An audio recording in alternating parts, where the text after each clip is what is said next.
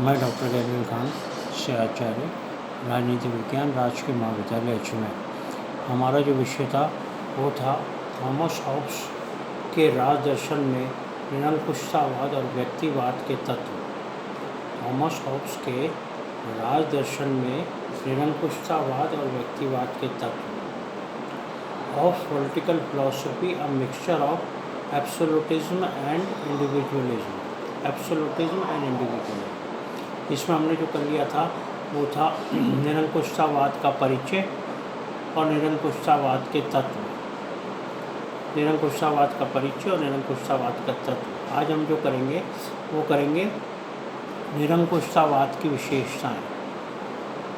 Hobbs ने अपनी पुस्तक लेवियथान में संप्रभु अथवा लेवियथान की निम्नलिखित विशेषताएं बताई हैं। पहली, संप्रभु असीमित या संप्रभुता असीमित। संप्रभु को असीमित माना या संप्रभुता को असीमित माना है। तो पहली विशेषता आई संप्रभुता असीमित। हॉब्स की संप्रभुता की सबसे प्रमुख विशेषता यह है कि उस पर किसी भी प्रकार का अंकुश नहीं है, वह असीमित है। संप्रभुता के कार्य, संप्रभुता के जितने भी कार्य हैं वो सब असीमित हैं। असीमितता संप्रभुता की विशेषता है। संप्रभुताधारी ईश्वरीय, प्राकृतिक या अन्य किसी कानून से बाध्य नहीं है। जो संप्रभु है वो ना तो ईश्वरीय, ना प्राकृतिक, ना अन्य किसी कानून से बाध्य नहीं है। किसी भी कानून से बाध्य नहीं है। राजकीय कानून संप्रभु की आज्ञाएं हैं। राजकीय कानून जो है वो संप्रभु की क्या है? आज्ञाएं हैं। संप्रभु की आज्ञाएं हैं राजकीय कानून, और इन सब से संप्रभु ऊपर है। इन सब से ऊपर है मतलब वो किसी भी तरह से, किसी भी प्रकार से उस पर किसी प्रकार का भी अंकुश नहीं लगाया जा सकता। उसके जो कार्य है, उसके जो शक्तियाँ हैं वो असीमित है। संप्रभु असीमित है। उस पर यदि किसी भी प्रकार का कोई अंकुश या नियंत्रण लगाया जाता है तो वह संप्रभु नहीं रह जाता है। यदि उस पर किसी भी प्रकार का अंकुश या नियंत्रण लगा देते हैं तो वह संप्रभु नहीं रह जाता है। उसकी संप्रभुता खत्म हो जाती है। संप्रभुता वह है या संप्रभु वह है जिसके पास असीमित शक्तियाँ और कार्य हैं, जिस पर कोई भी, चाहे वो प्राकृतिक कानून हो, चाहे ईश्वरीय कानून हो, चाहे अन्य कोई कानून हो, कोई भी अंकुश नहीं लगा सकता। इसलिए पहली विशेषता आती है निरंकुशतावाद की कि संप्रभुता असीमित है। संप्रभुता असीमित है क्योंकि संप्रभुता निरंकुश है। संप्रभुता पे किसी भी प्रकार का अंकुश नहीं लगाया जा सकता, वो निरंकुश है। इसलिए पहली विशेषता ही संप्रभुता असीमित है। दूसरी विशेषता, संप्रभु समस्त विधेयात्मक कानूनों का स्रोत है। संप्रभु समस्त विधेयात्मक कानूनों का स्रोत है। जितने भी विधायिका के द्वारा कानून बनाए जाते हैं उसका स्रोत कौन है? संप्रभु है। हॉब्स ने संप्रभु की एक अन्य विशेषता बताई है। हॉब्स ने संप्रभु की एक अन्य विशेषता बताई है कि यह समस्त विधेयात्मक कानूनों का स्रोत है। जितने भी विधायिका द्वारा कानून बनाए जाते हैं उनका स्रोत कौन है? संप्रभु है। विधेयात्मक कानूनों का स्रोत है संप्रभु। दूसरे शब्दों में संप्रभुता का अर्थ है, संप्रभुता का क्या अर्थ है दूसरे शब्दों में? दूसरे शब्दों में संप्रभुता का अर्थ है कि समस्त प्रजा के लिए मान्य होने वाले समस्त प्रजा के लिए मान्य होने वाले कानूनों के निर्माण करने की शक्ति होना। जितने भी कानून हैं जो प्रजा के लिए हैं, उनके निर्माण की शक्ति किसके पास है? संप्रभु के पास है। निर्माण की शक्ति होना, हॉब्स के अनुसार यह शक्ति मात्र संप्रभु में ही निहित होती है।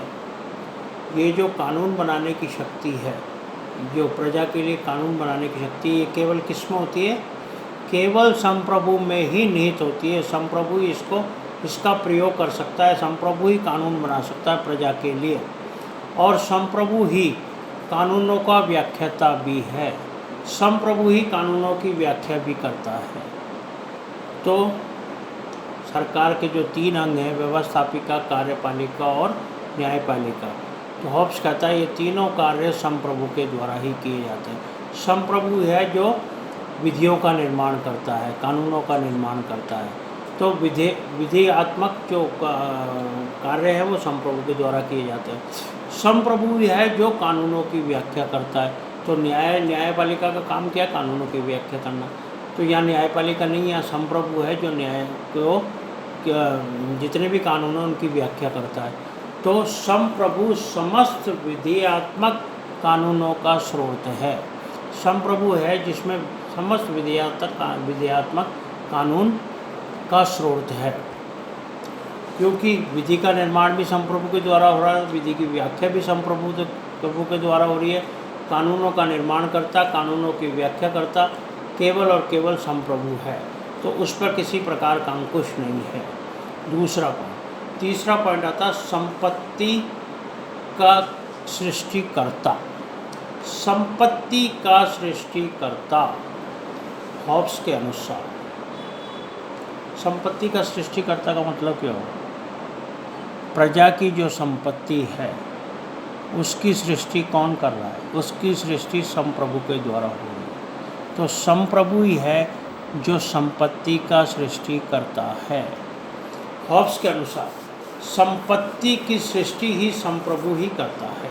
संपत्ति की जो सृष्टि है वो संप्रभु के द्वारा ही की जाती है, क्योंकि संपत्ति के कानूनी अधिकार का जन्म राज्य के साथ हुआ।